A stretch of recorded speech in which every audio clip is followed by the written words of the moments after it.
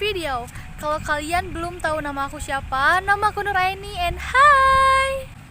Berhubung bentar lagi PAT, aku seperti biasa, aku bakal ngasih tips belajar. Tapi yang spesial untuk tips belajar kali ini adalah di mana siswa-siswa SMK juga bisa menerapkan sistem belajar.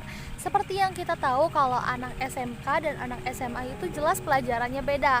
Karena aku sendiri adalah pelajar SMK. Jadi di sini aku bakal ngasih tips belajar SMK juga yang pastinya bakal membantu banget. Seperti biasa, aku ini di hari ketiga aku ada di lapangan karena aku pengen belajar di alam. Dan seperti yang kalian lihat di video sebelumnya tentang Glow Mind, di situ aku juga pergi ke tempat yang sama di lapangan dan kali ini lagi sepi. Nah, dan sekarang tuh kalau nggak salah jam 3 aku ada di lapangan dan masih belajar untuk persiapan PAT nanti. By the way, sebelum lanjut ke videonya dan aku kasih tips-tips belajar ke kalian, jangan lupa untuk like, comment, dan subscribe. Dan juga jangan lupa untuk share ke semua teman kalian, oke? Oh iya, lupa aku.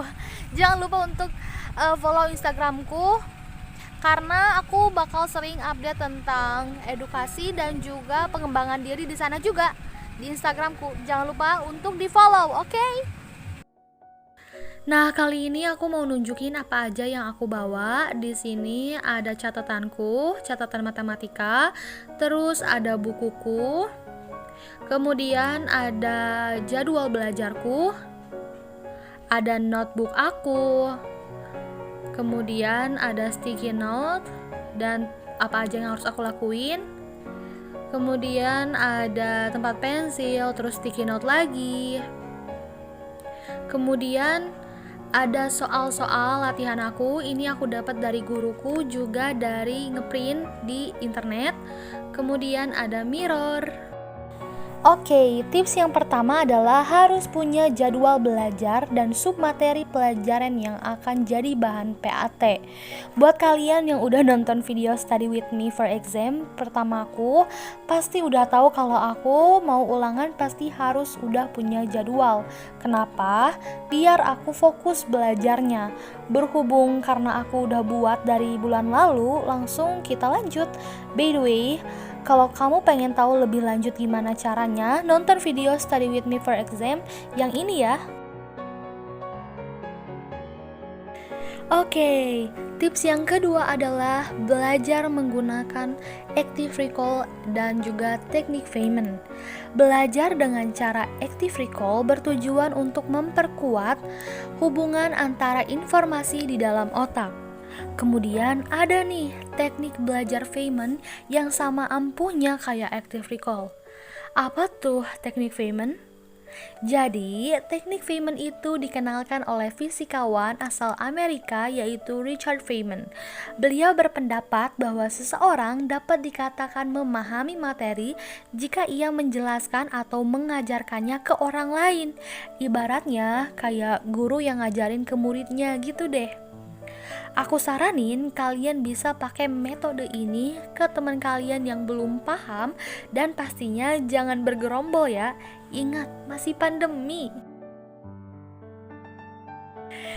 Tips selanjutnya adalah pisahkan materi apa saja yang butuh pemahaman materi yang kuat dan mana pemahaman materi praktik. Berhubung aku jurusan geologi pertambangan, jadi pelajaran yang butuh daya ingat kuat kayak bahasa Inggris, bahasa Indonesia, PAI, dan PKN masuk ke dalam kategori penguatan hafalan.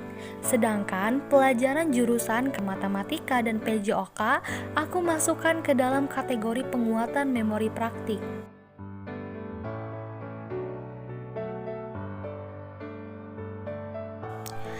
Yang selanjutnya adalah menghafal dan paham saja tidak cukup.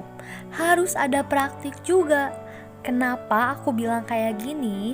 Karena pada kenyataannya yang kita hafalkan itu gak bakal semuanya keluar dalam soal yang akan diulangankan.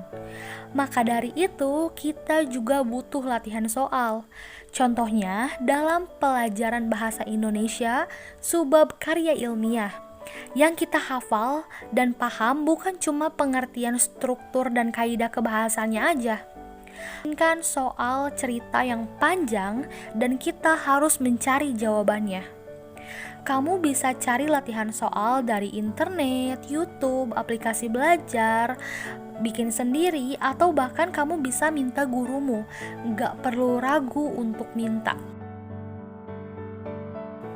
Kemudian, ini nih yang spesial untuk cara belajar SMK. Kamu harus pintar-pintar memvisualisasikan materi dari bentuk tulisan menjadi hayalan. Ya, walaupun aku tahu ini lumayan susah, apalagi seperti yang kita tahu, kita online school. Makanya, cara memvisualisasikan materi ini cukup membantu kita. To be honest aja, aku kadang nangis kalau materi praktik harus aku hafal.